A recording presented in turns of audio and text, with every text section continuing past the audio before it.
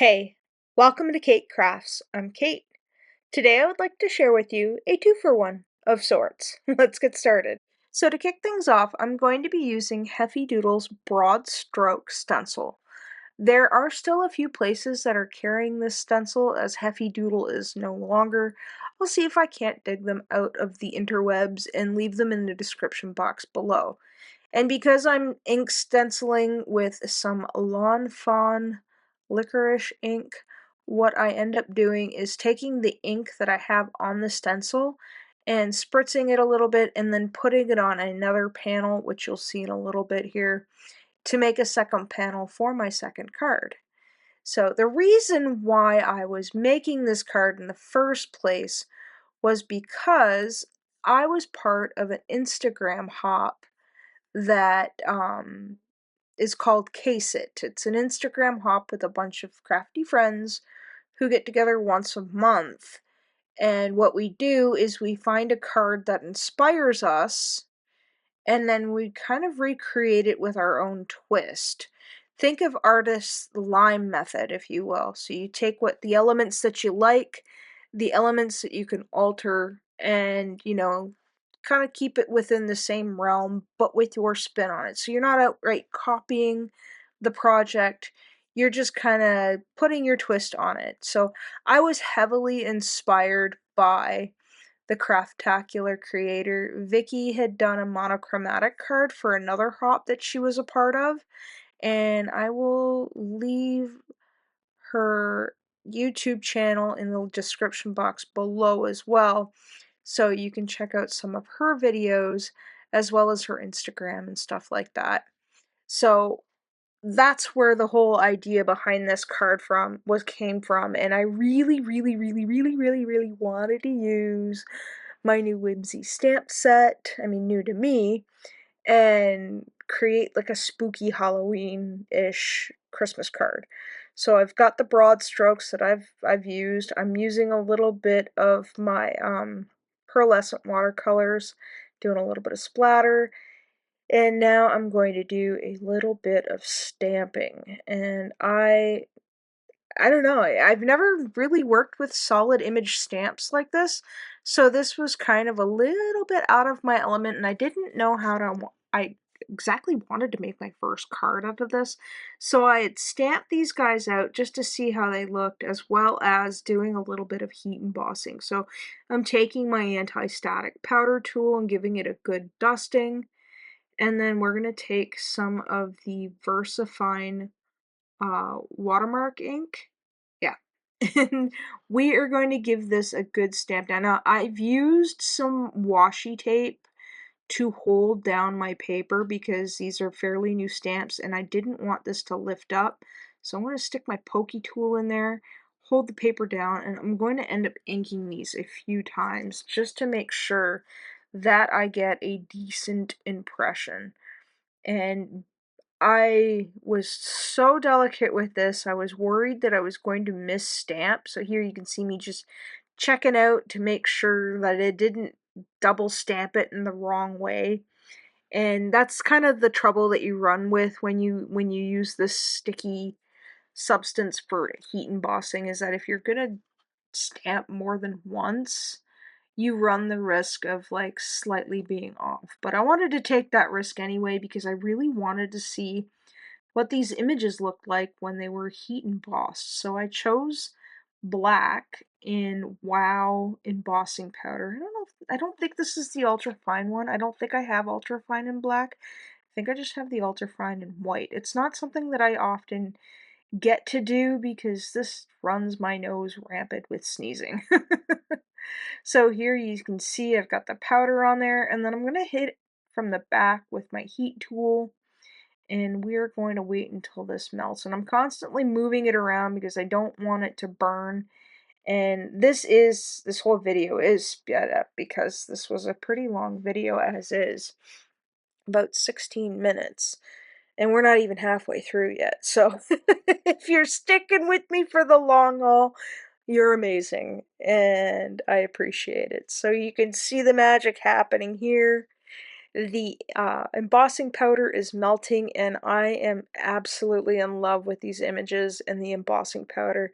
I ended up like embossing them twice, and off camera I'd actually taken one of the little Christmas trees and took some clear Nuvo drops and gave them little like dimensional baubles, which I really, really, really liked. And I can't wait to make more of these Christmas cards. This would be a great one to do if you were going to do like a whole bunch of them and hand them out for Christmas or something to your spooky friends. I know I have a few spooky friends who would really appreciate this card for the holidays. So yeah, I didn't want to get my fingers caught in there because there wasn't a lot of room. So this little trick I like to use where I tape a longer piece of paper to what I want to trim down. That way I don't get my fingers in the way, and that way I don't get an uneven cut, and I've got a little more real estate to play around with. So, taking one of my banner dies, I think it was a Spellbinder's die from a kit that I've since given away, but kept the little banner die. I do need banner dies. I don't know. I need more banner dies in my life, and it's so hard to choose what company would have the best group of banner dies, more bang for your buck kind of thing. I'm on the fence about a few. Do you guys have a specific brand of banner dies that you particularly like where you get like almost like a value pack of them? I would really like to know because I need some. I need more banner dies in my life. I've only got a few and I'm constantly trimming them down, or I am constantly partial cutting with them. I mean, they make do, but it would be cooler to have something a little bit more uniform, I guess. I don't know. So you can see that I am gluing this on a scrap piece of vinyl cardstock, or like the shiny black cardstock, and I'm just rubbing the glue off. I didn't want to waste the entire panel of black cardstock, so I ended up taking the stained glass die. I think it was the second largest. That's one of the Whimsy stamp ones that I have. And I cut out the center, and I figure I would just use it for another project. And that way I wasn't just devoting the entire sheet of the glossy black paper to the card panel and wasting the center of it because, you know, me and you guys watching this video are the only ones going to know that there's missing something in the back there. So I've gone ahead off camera and like die cut out just paper, like I think it was 110-pound paper, so that way I could mount my little, I don't know, my creepy Santa, my skeleton Santa or whatever. And give it a little bit more dimension because this is a very flat card. There's not a whole lot of like dimension, just a lot of texture and movement, I guess you could say, with that broad stripe stencil. And I gotta say, that's like one of my favorite stencils. And talking to Vicki later, it turns out she used the same stencil too, which is pretty neat to know that I have the same stencil. I don't know. So I've got the little banner die cut out up there that says Seasons Creepings, and we are going to make sure that this little dude right here is okay. We're going to add a little bit of double stick and a little bit of glue, and then we're going to plop that guy on there. And we are going to end up working on a second card, like I said. So I'm going to use my mat to kind of figure out where I want them. I thought about kind of having him off to the side, but I wanted him, I don't know, wasn't sure. I figured that stripe right there would be a good center point for him to kind of offset him a little bit with the black and white. I don't know. Would you have shifted it over a little bit more? I thought about it, but just ended up sticking him there. So next, we are going to look at how these guys stamp out in regular ink. Yep. I think that's what I end up doing here. So I thought about, oh no, we're actually on the inside of the card. What am I thinking? I don't know what I'm thinking. I think what I was trying to do here was just figure out what sentiment I wanted and if I needed to stamp out something else in there. So I'm just using my T-square ruler to line up this stamp. I honestly forget right now what this stamp says, and I'm pretty sure this might be a little bit too small for me to read. So I think it said something about if you're dead inside, but it's still Christmas or something like that. So I'm going to use some of my ink on 3 black ink, give that a good tap with my ink pad, flip that over, and give that a good mash down with my stamping tool. Yeah, when you're dead inside, but it's still Christmas. I thought that was so stinking cute. I know a few spooky people who would appreciate this card, and who knows, maybe I will make a few more of these and, put them in the mail. I don't know, these cards are kind of cute. So next we are going to take some tape runner and we are going to double stick our card panel onto our card base. I had to do a quick swap out with my tape runner as I had run out. And as you can see, the little cutout here that I wanted to save for another card, we're adding glue around the edges. And I thought, you know what, because that shiny cardstock is just a little bit thicker, I'm going to add a scrap of paper on the inside just to keep it from, falling down or losing its dimension, I guess you could say. Just a little bit of extra support for this. So again, I'm going around with a lot of glue and making sure that I have some good stick factor going on because this is probably going to go into the market pile. So I'll just go ahead and line that up, realizing that I probably could have trimmed this card base down a little bit more, but I'm okay with it. So next I have a scrap of the shiny black paper, and that is that panel that I used a spritz of water with the broad stroke stencil, flipped it over inky side down and kind of mashed it down and got that distressed look, and I thought, you know what, that would be great for a second card. So that's what we're going to do. So we're going to take that panel, we're going to line it up very carefully because I'm working with thin borders, and you can see here that adds a nice little frame.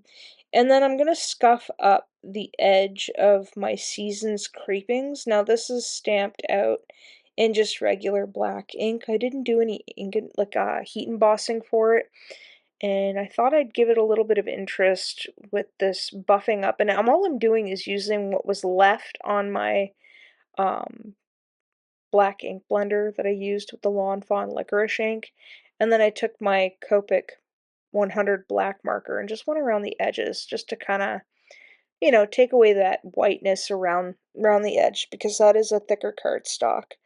So we're going to take some tape runner and we're going to add some glue and we're going to tape this onto a card base just because it's a little bit wonky there, as you could see. Give that a good mash down and that gives us more of a solid base to work on because this was a little bit warped because I'd used the water with it. So here I'm just gonna, figure out where I want everything to go, add a little bit of glue. I've already added some foam tape to my sentiment. We're gonna add a little bit of glue, line that up right at the top center there, and then we're gonna do the same with the tree. So we're gonna add a little bit of glue to the back. Sorry, this is off camera. So we got the sticky tape glue runner stuff, and then the liquid glue. And we are going to use our little reverse tweezers and we're going to plop that guy down. It's giving me an idea of where I want this. So once I'm happy with it, give it a mash down. And I've already gone ahead off camera and added a little bit of foam tape to our little Christmas spooky dude. And very carefully, I'm going to peel off all of the release paper on the back side of this guy. And then we're going to hit him with a little bit of glue. So we've got that double stick just in case. And because he's foam taped, he's going to be a little bit in the foreground from the Christmas tree, but I didn't want to lose any of the swirls from the sides, so that's what I ended up doing. And because this is just black ink and I wanted to add a little bit more interest, here's where I ended up putting the glossy accents from it's a Nouveau Drops. Later on, I ended up finding the other Christmas tree that I heat embossed and put this on, and I tell you, It's really cute. I really, really like this set. I kind of want some of their other Christmassy sets because not Christmassy, sorry, Halloweeny. The Halloween sets that they have because they've got quite a few really adorable Christmas sets. No, why do I keep saying Christmas sets? Oh my stars. Halloween. Do do do do do. So here I've thought I'd pull out some of my black Nouveau drops just to add a little bit of interest because I had a couple of different black sequins or baubles. I can't remember what they were, but they didn't quite fit the bill. And I figured I could probably get away better doing the Nouveau drops. So that's what I decided to do. Thankfully, they haven't dried out yet. I know my clear one is getting super low and eventually I am going to have to replace it, but here you have both finished projects. So this was kind of the side piece with all the leftovers, same thing inside, and this was the project that was inspired by Vicki's the Craftacular creator. I urge you to go check out her channel and don't forget to like and subscribe. Check out all my social medias. And as always, thank you so much for hanging out with me today. Take care.